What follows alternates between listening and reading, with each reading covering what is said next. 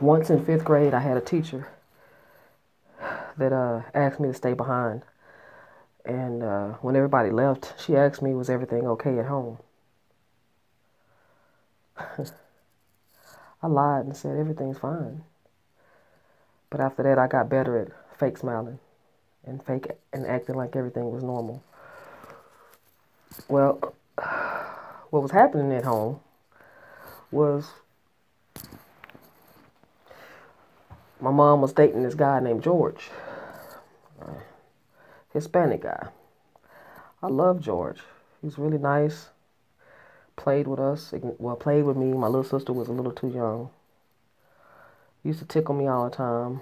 But what I didn't catch on was why he put emphasis on calling me the little mama.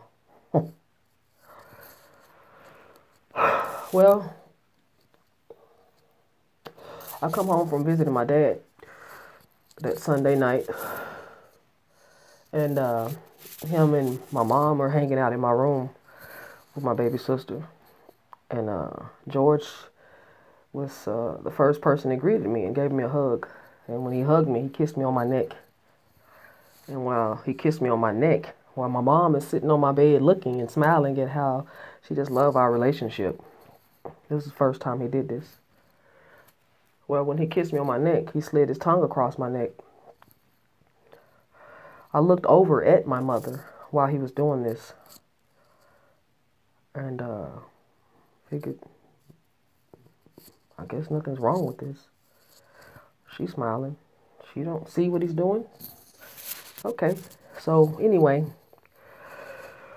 the next day, my mom goes to work.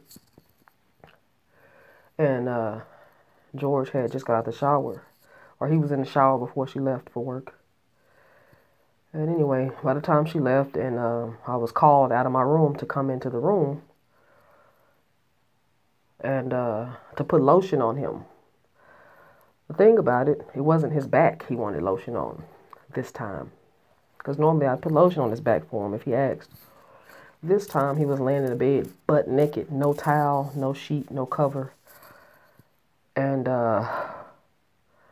by this time I had seen enough as a child. I had been through enough as a child with men and situations that I just, this time I just started tearing up.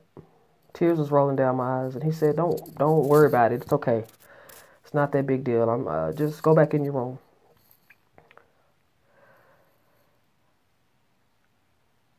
Anyway, one day, years later in high school, I had the courage to tell my mom about George in detail.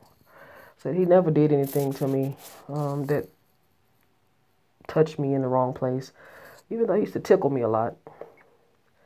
Said, but he did kiss me on my neck in front of you one time and asked me to put lotion on his body when he was butt naked, and I seen everything.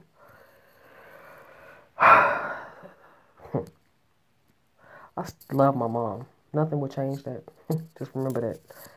But for a long time, I didn't. I stopped loving her. But I'm energy love being.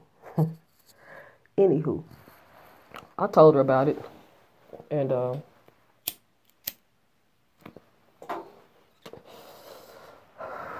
I don't know what kind of response I expected. Maybe a hug, maybe, oh baby, I'm sorry. I don't know. You know, I'm not a mother, so what do I know? But one thing I did not expect was for when I come home from school the next day, for George to be sitting on the couch. And my mom standing up, waiting on me to come through the door when I came through, and said, "You want to tell him what you told me?"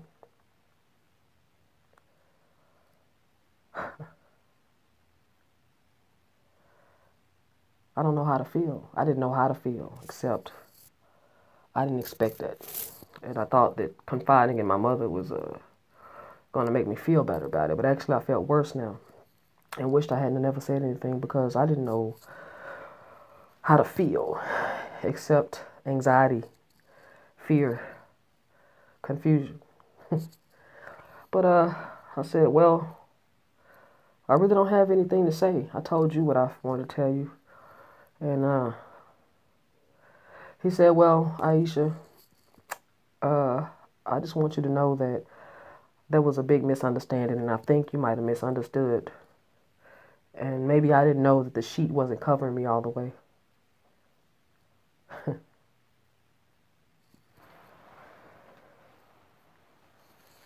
But to that fifth grade teacher that noticed a change or something different in this child at the time, I want to thank her because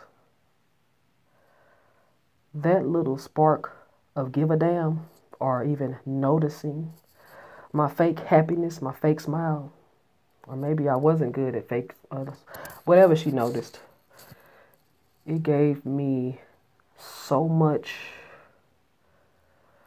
of a good feeling just to know that somebody noticed without me having to speak a word. And I just want to say thank you. The end.